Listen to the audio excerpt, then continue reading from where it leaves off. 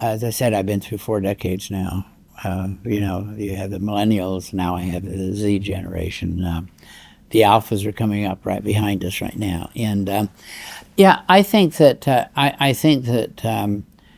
the role of the presidency has changed. The role of the presidency has changed dramatically in terms of expectations. The role of the presidency has not changed as much as it should, because so many presidents, I think, want it to be the structural way that it has been, the way that they grew up, or the way that they got their training at Stanford or Yale or Ohio State or Arizona State. They wanted to. They pined for that, but the moment is not allowing that, and so I think that the changes are really dramatic. If you're sitting in a university president's chair right now, and even though I'm newly retired, I certainly did feel it, particularly over the last few years, with all of the kinds of queries, pushes, and pulls that are coming from our leaders on boards, from the legislature, but also the public is asking a lot of questions,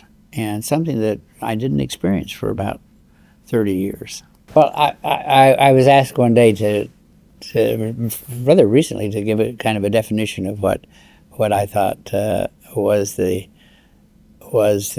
kind of the characteristics of a good president, and I really have 3 characteristics.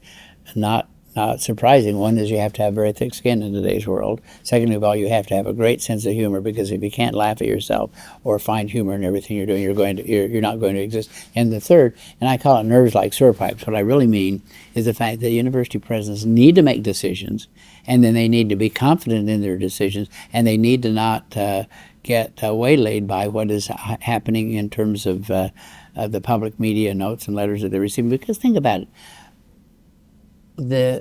A university president, when they make a decision in reality, not in theory, in reality, has more information than anyone else has, and all these other people are commenting on it. They know how to run the university better than he or she does, but they only have part of the story. They don't have the actual conversations that are taking place, and that is the reason that we need to instill real confidence in decision making among our presidents. I think, first of all, that by the time one becomes a president and then you have a new president's program, it's too late, because you know, your characteristics, a variety of other things that you've learned and that you haven't learned are already sort of embedded, and you've got your own playbook, what you think you need to do. I think that the real need in terms of leadership is for us to train younger leaders. Some of them will become presidents, some of them become deans, some of them will just enjoy their academic life. But we need to start at a much younger age, and we need to give people the understanding that there are multiple ways to gain access to leadership, not just you know, the traditional way that I'm an assistant, I'm an associate, I'm a dean, right? About things, and we need to recognize the values that people bring in different times to institutions. So we need to, we need to have a youth movement. The third, you know, I talked about two tyrannical issues, but the third one is that too often we're led by very old people, and I have a right to say that, because I think that younger people, when given the opportunity, can really really get enough confidence to make the kind of decisions that they need to make, and have very specific kinds of training programs. You know, right now we have, you know, we have the ACE Fellows program, a variety of other things, and I've had a lot of ACE Fellows. I've had 30 of them, as a matter of fact. But I think it needs to be much more intentional.